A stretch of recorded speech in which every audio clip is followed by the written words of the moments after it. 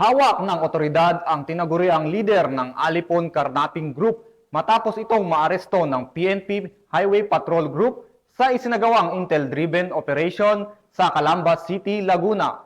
Police Corporal Adelord Jaros sa balita. Arestado ang isang lalaking most wanted person city level ng Calamba City, Laguna na sangkot sa kasong carnapping sa pamamagitan ng isang intel-driven police operation na isinagawa ng mga tauhan ng Regional Highway Patrol Unit Calabarzon na pinangunahan ni Police Major German James Litdog sa pamumuno ni Police Lieutenant Colonel Israel P. Mori sa Barangay Halang, Calamba City, Laguna nito lamang nakaraang araw. Sa bisa ng warrant of arrest ay inaresto itong si alias Encio sa kasong carnapping, 39 anyos na taga 7855 Graceland Subdivision, San Isidro, Calauan, Laguna. Itong suspect ay nasa watchlist ng HPG Calabarzon at napag-alaman din na siya ang leader ng notorious group na Alipon Carnapping Group na sangkot sa large-scale carnapping sa nasabing rehiyon.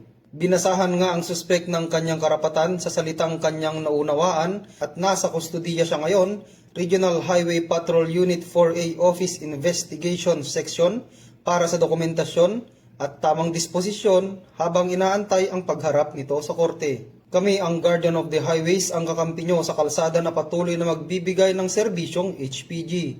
Dahil dito sa ating bagong Pilipinas, ang gusto ng pulis, ligtas ka. At para sa iba pang balitang dala ng serbisyong HPG, tumutok lamang sa aming Facebook page at YouTube channel na Police News Network.